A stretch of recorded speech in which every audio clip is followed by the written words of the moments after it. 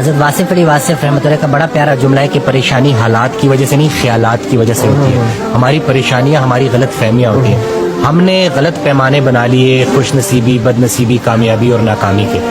قرآن پاک میں اللہ تعالیٰ ارشاد فرماتا ہے کہ میں جب ہم ایمان لے آئے, جب ہم نے کلمہ پڑھ لیا تو اب اللہ نے کہہ دیا ہے کہ میں آزماؤں گا بھوک سے اور خوف سے. خطرناک بھوک کون سی ہے کہ خواہش بھی اور پوری بھی نہ ہو رہی ہے. خوف کیا ہے کہ جو حاصل شدہ چیزیں ہیں وہ چھن نہ جائے. آج آپ دیکھ لیں کہ آرزویں بڑھتی جا رہی ہیں, کمپیریزن بہت زیادہ ہو گیا. رسول اللہ صلی اللہ علیہ وسلم کی حدیث ہے کہ جب بھی دیکھو اپنے سے نیچے کو دیکھو, سر اٹھا کے اللہ سے کچھ مانگنے سے پہلے سر جھکا کے وہ ساری نعمتیں گن لو جو اللہ نے پہلے سے دی ہوئی ہیں. اینگزائٹی وسوسوں کی, نیگیٹو تھاٹس کی بیماری ہے. یا ماضی کا پچھتاوا یا مستقبل کے اندیشے.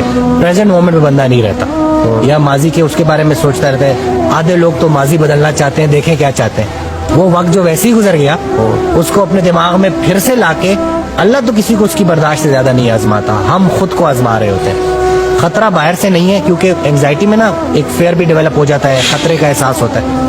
خطرہ باہر سے نہیں ہے, خطرہ اندر سے ہے. شیطان ہماری رگوں میں خون کی طرح دوڑتا ہے اور وہ دو ہی کام کرتا ہے, یا مغرور کر دیتا ہے یا مایوس کر دیتا ہے. جب آپ کے حالات اچھے ہوں گے تو مغرور کر دیتا ہے, یہ اس کا طریقہ واردات ہے. یا اگر کہیں ذرا سختی آئے گی تو وہ آپ کو مایوس کر دے گا. اور اللہ نے تو سیدھا سیدھا کہہ دیا کہ میری رحمت سے مایوس نہ ہونا, میری رحمت میرے غضب پر حاوی ہے.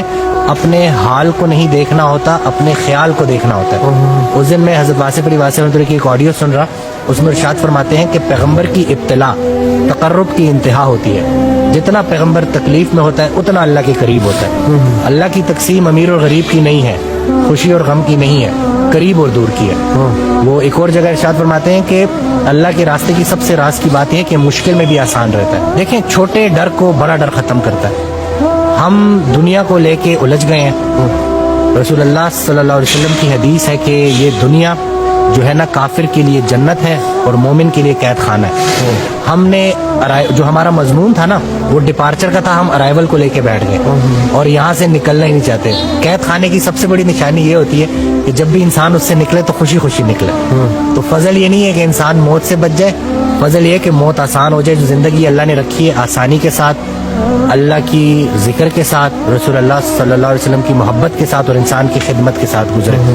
یہ جو ہم آرٹیفیشل ہو گئے نا, مصنوعی ہو گئے, کہ جیسے بھی آپ نے بڑی پیاری بات کی کہ آدھا مسئلہ تو سننے سے حل ہو جاتا ہے. ہم سفر ہم خیال ہو جائے تو منزل آسان ہو جاتی. اکثر آپ ہاسٹل لائف سے مجھے یاد آتا ہے کہ آپ لیٹے ہوئے ہو اور آپ نے کوئی ضروری جو ہے چیزیں لینے جانا ہے, اور آپ کہتے ہو کہ دوست کو کہتے ہو کہ یار میں نے بازار تک جانا ہے لیکن بڑا تھکا ہوں, اور وہ ایک دم سے کہتے ہیں کہ چل یار میں بھی تیرے ساتھ چلتا ہوں.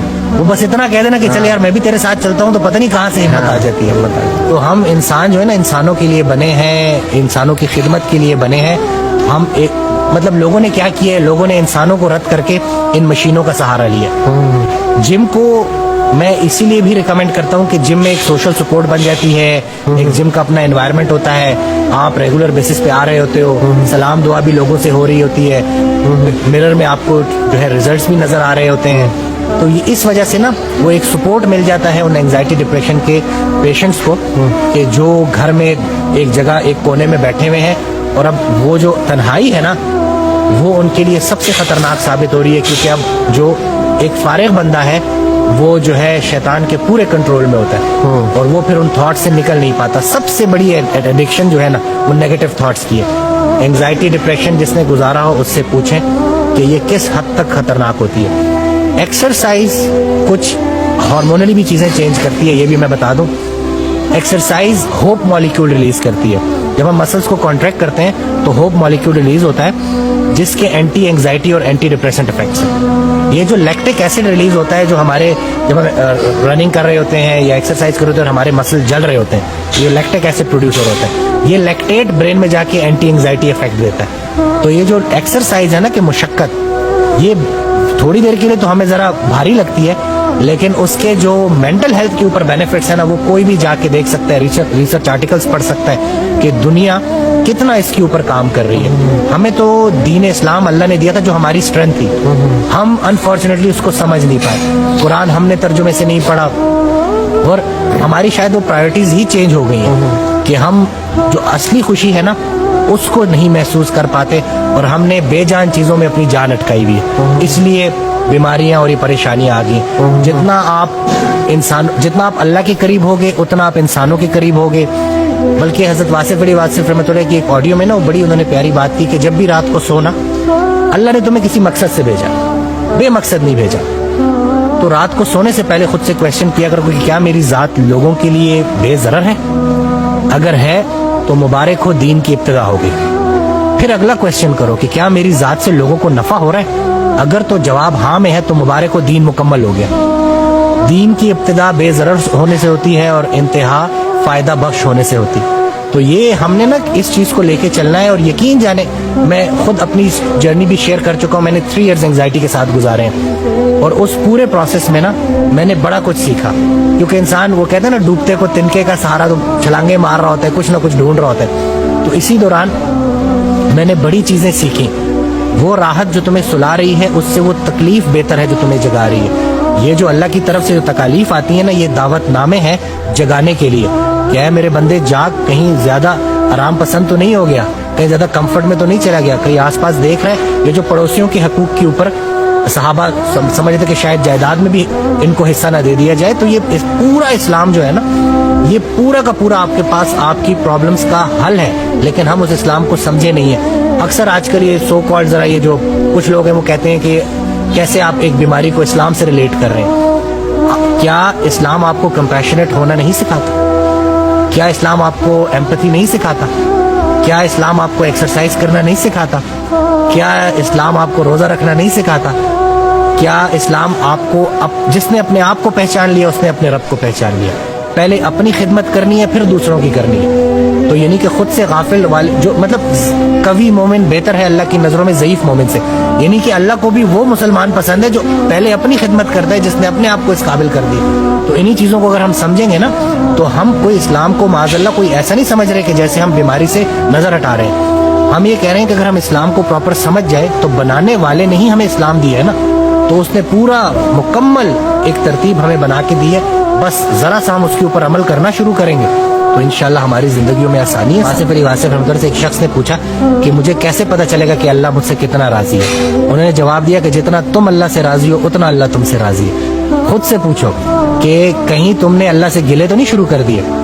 पहले थोड़े इनाम हुए हैं अल्लाह के आपके ऊपर।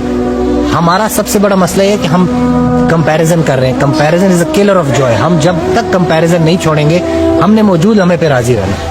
बल्कि नफ्स मुतमइन्ना के मुतालिक उनसे क्वेश्चन हुआ ना कि ये कैसे अचीव की जा सकती है, ये है क्या। तो उन्होंने एग्जाम्पल दी कि मिसाल के तौर पे अल्लाह ताला आपको 2 दिन के लिए आपकी जिंदगी का कंट्रोल दे और 2 दिन बाद वो कंट्रोल वापस ले और आपसे पूछे कि क्या क्या बदला, और आप बोलो कि या अल्लाह आपसे बेहतर मेरी जिंदगी कौन चला सकता है, जूं की तू वापस लौटा दी। तो ये नफ्स मुतमइन्ना है। और ये अगर हम समझ जाए ना कि अल्लाह ताला हमें जिस मुश्किल से गुजार रहा है, नहीं आती कोई परेशानी उस वक्त तक जब तक वो बड़ी परेशानी को टालने ना आई हो। ईमान वसवसे की नफी करता है। जितना ए ईमान वालों मजीद ईमान लेके आओ। ये क्यों है? क्योंकि जब तक ये लाइफ है ना, ट्रायल्स आते रहेंगे, मुश्किलात आती रहेंगी, आसानी आती रहेगी। जिसने अंधेरा नहीं देखा वो रोशनी को कैसे देख पाएगा। ये दोनों, खैर का खालिक भी अल्लाह है, शर का खालिक भी अल्लाह है। बहुत सारे लोग ना जो गुनाहों में मुब्तला हो जाते हैं और फिर वो नाउमीद हो जाते हैं, क्योंकि गुनाह के जरिए शैतान क्या करता है कि आपका दुआओं पर से यकीन छीन लेता है कि इतने गुनाह हो गए अब क्या हो सकता है। हालांकि अल्लाह ताला कुरान में आपको बिल्कुल डिफरेंट बात बता रहा है। वो तो ये तक कह रहा है कि मैं चाहूं तो तुम्हारी बुराइयों को नेकियों में कन्वर्ट कर दूं। तो तुम्हें किस चीज ने जो है परेशान किया हुआ है? ख्याल दुरुस्त हो जाए ना, मंजर, ख्याल बदल जाए तो मंजर बदल जाता है। लेकिन लोगों का बैठना, लोगों में अपनी संगत को देखना कि आप किन लोगों में बैठ रहे हो। कोई एक इंसान अल्लाह के हवाले से मुंतखब कर लो और उसकी बात मानना शुरू कर दो। मैं तो यही समझा। बल्कि वो अक्सर कहा करते थे कि जो सिर्फ अल्लाह को मानता है ना और इंसानों को नहीं मानता वो शैतान भी था। जब अल्लाह ने कहा कि सजदा कर, उन्होंने कहा मैं नहीं करता, मैं सिर्फ आपको मानता हूँ। ठीक है, तो रांदे दरगाह हो गया। तो ये चीज समझनी है कि आपकी लाइफ में दीन के एतबार से कोई उस्ताद है कि नहीं है। जो आपका काम है उससे रिलेटेड कोई उस्ताद है कि नहीं है। ये जो बेउस्तादे लोग हैं ना, डॉक्टर गूगल शरीफ ने जो है ये बड़ा काम खराब किया है कि अब लोग घर बैठे खुद से डॉक्टर बन रहे हैं। एक चीज जो गूगल आपको नहीं दे सकता वो है एक्सपीरियंस, वो है तजुर्बा। जितना इल्म इताअत से मिलता है उतना किसी किताब से नहीं मिलता।